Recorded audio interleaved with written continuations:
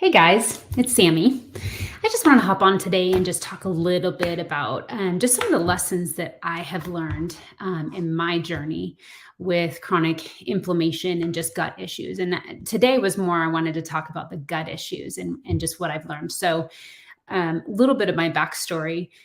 I went to the doctor 19 years ago with gut pain, nausea, dizziness. And then one of the main things that she said first off was, I think you're dealing with IBS. But not once in that conversation did she say, hey, but IBS is just an underlying symptom for something else. It was not until years later that I actually understood and heard from another doctor that IBS was just an underlying symptom, that there was a bigger root cause. So I went for almost 19 years, really just treating what I thought was the main problem, treating IBS, dealing with it with, restricting the foods that I was eating, which honestly didn't really do anything for me because I still had gut pain. And my list of symptoms, my just continued to increase, but also my list of food sensitivities continued to increase all the while. So here's the thing. The doc, she prescribed me medication.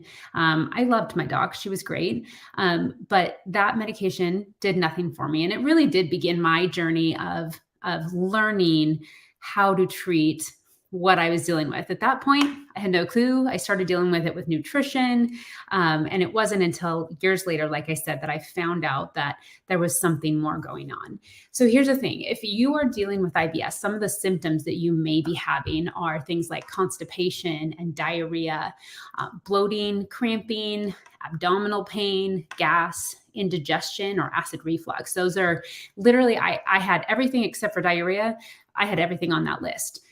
And so, like I said, I didn't know until later that I was dealing with an issue called SIBO, which is small intestinal bacterial overgrowth. So that started, honestly, for me in high school.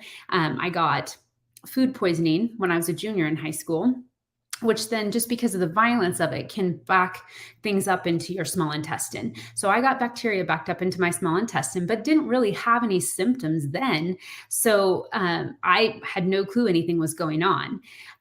Bacteria can be like that, though. It can be sneaky. It just kind of waits for the opportune moment to raise its ugly head. And so I got food poisoning once again when I was pregnant years later with my twins.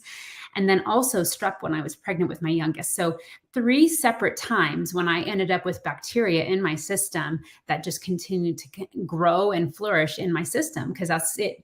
I was feeding it the right foods to do that, sugars, carbs, all the things. I didn't know any difference, but I didn't end up having symptoms until a year after I had strep.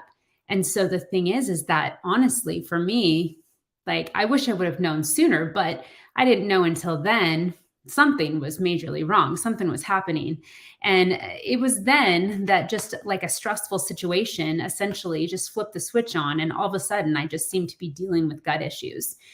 So the thing is that there's been so much research that's been done since that time. I mean, let's be honest, 19 years ago, there was not really a lot on IBS, it seems, even SIBO and all of that kind of stuff. So, but the problem is now, still, depending on the doctor that you're seeing, if you're seeing a Western medicine doctor, you're most likely not going to have them treat the root cause. They're probably going to throw medication at it. They're probably going to throw some antibiotics at it. And the problem is that can make the problem worse. What I wish that I would have known, one of the things that I've learned, is that the power of a right nutrition plan, supplements, and essential oils, those things can make a huge impact on ridding your body of that bacteria and beginning to heal the gut the way it needs to be healed. And that's what I wish I would have known. So, I mean, honestly, I wouldn't trade a day of what I've walked through, because it means that I get to help other people to heal. And, so I'm thankful for that. I wouldn't trade what I walked through. But here's the thing. If you're dealing with any of these symptoms, if you're dealing with any IBS symptoms, I would definitely recommend really, really digging in, figuring out what the root cause is for you, and then explore how you can effectively deal with it. Thanks for listening.